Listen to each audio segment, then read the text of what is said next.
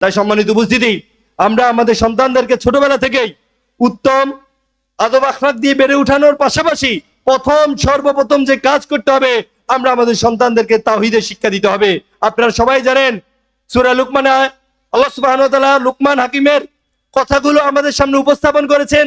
লুকমান হাকিম তার সন্তানকে সর্বপ্রথম যেই কাজের নির্দেশ দিয়েছে সেটা হচ্ছে ইয়া বুনাইয়া লা তুশরিক বিল্লাহ ইন্নাশ শিরকা লাযুলমুন আযীম। হে আমার আদরের সন্তান, হে আমার আদরের সন্তান, শিরক করিও না, শিরক সবচেয়ে বড় জুলুম।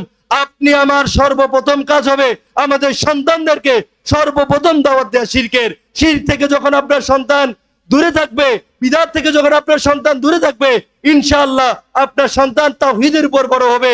আপনার সন্তানকে খ্রিস্টান মিশনারিরা বিভ্রান্ত করতে পারবে না, আপনার সন্তানকে সেকুলাররা বিভ্রান্ত করতে পারবে না, আপনার সন্তানকে পশ্চিমা মিডিয়া বিভ্রান্ত করতে পারবে না। আপনার সন্তানদেরকে বিভিন্ন রকম অপকর্ম, চক্রান্ত, সমকামিতা, ট্রান্সজেন্ডারবাদ, তারপরে যত রকম ফিতনা পৃথিবীতে আসবে সামনে, কোনোটাই ধরতে পারবে না আপনি যদি আপনার সন্তানকে তাওহীদের শিক্ষা দেন।